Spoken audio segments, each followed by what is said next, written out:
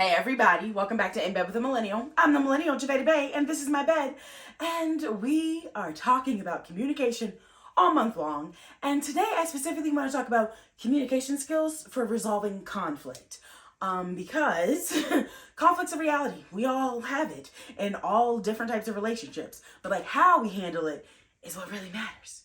So let's get into it. Okay, so yes, conflict is a reality of life. It happens in all relationships, from siblings to parents and child to partners to best friends to every type of relationship you can think of. But what matters is how you resolve that, because if you leave conflict unresolved, it just grows to be this nasty monster that really just messes up everything.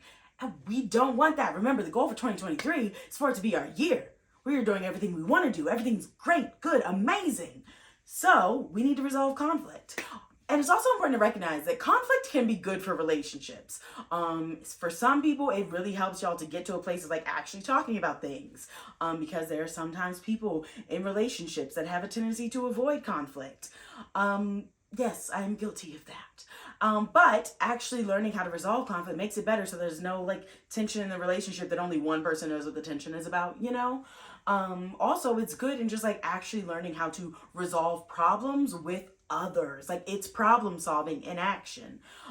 So we all should be striving for that, like, you know, to solve our problems with the people in our lives. So that way, you know, we don't cut people out of our lives that we don't want to cut out, you know? So before you can resolve any conflict, once conflict arises in a relationship, the first thing you're going to want to do is take a breath or take a beat.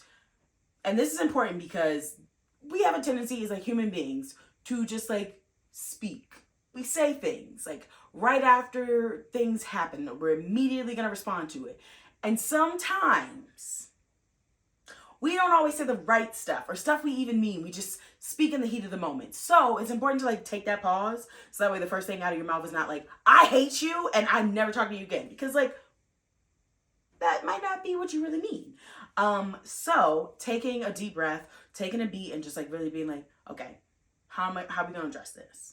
The next thing is going to be actually figuring out your feelings. So when conflict arises, it can create a lot of feelings in us. For some people, conflict means that like we get angry. Other people, like we kind of like get sad and like shrink in, like fight or flight mode comes in, right?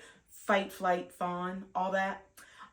So recognizing your emotions to know where you're standing before you try and resolve the conflict. Because if you're trying to resolve conflict about whatever, but you're over here feeling like so hurt that like nothing can resolve this before an apology, like you gotta know where you are emotionally before you try and do anything. So take some time to figure that out. Be like, okay, wait, am I mad at the person? Am I mad at the situation? Am I mad at myself? Like, name those emotions, figure out where you're placing things, and then proceed. And then when you actually move into the conversation, as per last week, you're gonna want to be direct, you're gonna want to be honest, and you're gonna want to listen.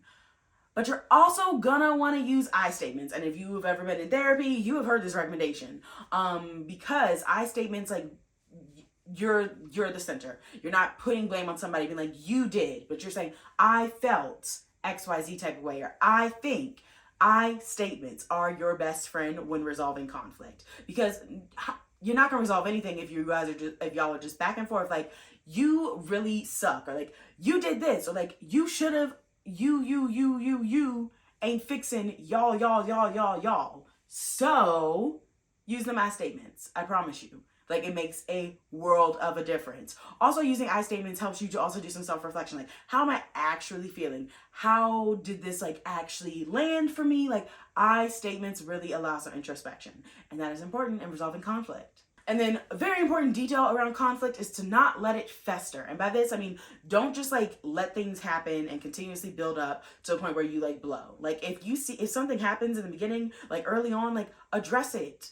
Like, don't let it just sit and like be something that you bottle up to let you like blow up on it later. Like, actually address it. So if you're like, hey, I really feel like you're not pulling like your weight in terms of like the division of chores within the household right now. Like, I would really love it if you could step up in doing XYZ thing, like whatever it is, but like say it around when it happens. Don't wait until 2 years down the line and you're like, well, I've been doing the dishes for 2 years straight and you haven't done them once in 2 years. Like, why you go 2 years without saying nothing? Like, bring it up then.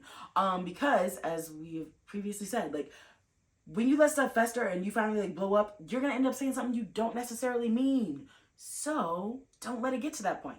Be like, yo, can we be real right now? Because I just feel like lately I have been carrying the brunt of the labor and keeping our home a happy home.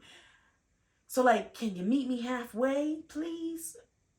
Don't let it fester. Don't let it fester. And this also includes like in terms of your sex life. Please do not let it fester if you're like, yo, you are just not doing it right. Like, do not let that continuously go on for a long amount of time.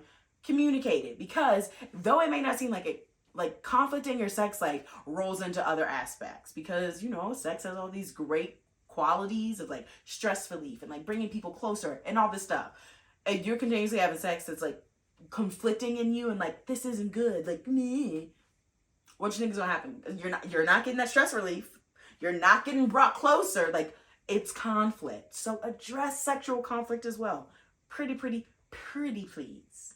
But yeah, that's just some skills for you in terms of how to communicate around conflict. But the main message I want you to walk away with is that you need to communicate about conflict. It's not just going to resolve itself if you just leave it sitting there. Like, you got to put in some work to resolve it. That's just the truth of the matter. But I promise you, like, as long as you and your partner or whoever the conflict is with are actually willing to like communicate with each other and like both want to resolve things, like you're going to come out on the other side and it's going to be greener. It's going to be roses. It's going to smell really good. But that's an important detail. Both of y'all got to be committed to trying to resolve the conflict. If it's just one person being like, hey, this is a problem for me, and the other person being like, I don't know why, you just need to get over it. Y'all not going to resolve that. Maybe you need to reevaluate that relationship in general. But yeah, that is that. Make sure you subscribe to this YouTube channel, because if you're not, I'm gonna fight you. Just kidding, I'm not gonna fight you. But like, you see, conflict. We'll be in conflict if you don't subscribe. And definitely make sure you're following me on all my social media platforms, because as you know, there's different content on all of them. And if you just want like the wealth of knowledge that is this noggin, you gotta be following me everywhere.